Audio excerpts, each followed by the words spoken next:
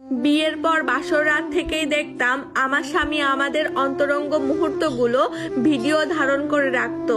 আমি অনেকটা লজ্জায় পড়ে যেতাম। প্রথম তাকে আমি কিছু বলি নাই। তারপর একদিন তাকে জিজ্ঞেস করি, তুমি কেন এইগুলো ভিডিও করো? সে বলে, এমনিতেই করি। আমি বলি, কখন কি হয় বলা যায় না, এগুলো করা ঠিক না। আমার স্বামী বলে, আরে সমস্যা নাই, আমার ফোনেই তো থাকবে, কিছু হবে না। প্রায় রাতেই সে ভিডিও ধারণ করতো, কিন্তু তার ফেস দেখাতো না, শুধু আমারটা দেখাতো। আমি নীরবে মেনে নিতাম সবকিছু, কিন্তু এই বিষয়টা আমায় অনেক ভাবাতো। আবার ভাবতাম, সে তো আমার স্বামী, এমনিতেই হয়তো তার ভালো লাগে তাই এমনটা করে। এইভাবেই বিয়ের 5টা মাস চলে যায়। আমাকে তেমন বাবার বাড়িতে যেতে দিত না। 5 মাসে 2 দিন বাবার বাড়ি গেছি, তাও স্বামীর সাথে করে। এত ভালোবাসা দেখাতো, মনে হতো আমায় চোখে হারাই। মাঝে মধ্যে দেখতাম কাদের সাথে যেন ফোনে কথা বলতো। সব সময় টাকা পয়সার বিষয় নিয়ে কথা হতো।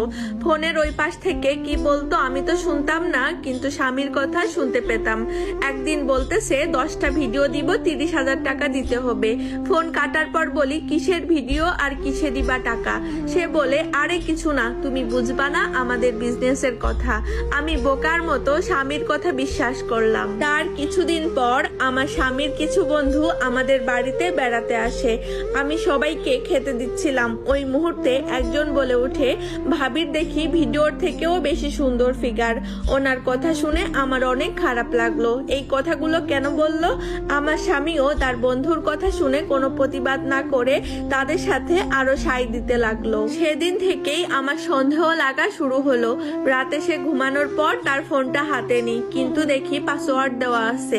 কিভাবে ফোনের লক খোলা যায় সেই চিন্তাই করলাম। পরের দিন স্বামীকে বললাম, আমি একটু আম্মুকে কল দিব, ফোনটা দাও। যখন ফোনের পাসওয়ার্ড দেয়, আমি কায়দা করে দেখে নিই। রাতের বেলা স্বামী যখন ঘুমিয়ে যায়, তখন ফোনটা নিয়ে লক খুলে মেসেঞ্জারে ঢুকতেই আমার হাত পা কাঁপতে থাকে। এতদিন যতগুলো ভিডিও করছে আমার স্বামী বিভিন্ন গ্রুপে শেয়ার করছে, তার বন্ধুদের কাছে বিক্রি করছে।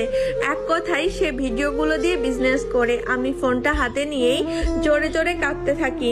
আমার কান্নার শব্দে সে উঠে পড়ে। উঠে দেখে আমার হাতে ফোন, বলে, তুই কোন সাহসে আমার ফোন হাতে নিয়েছিস?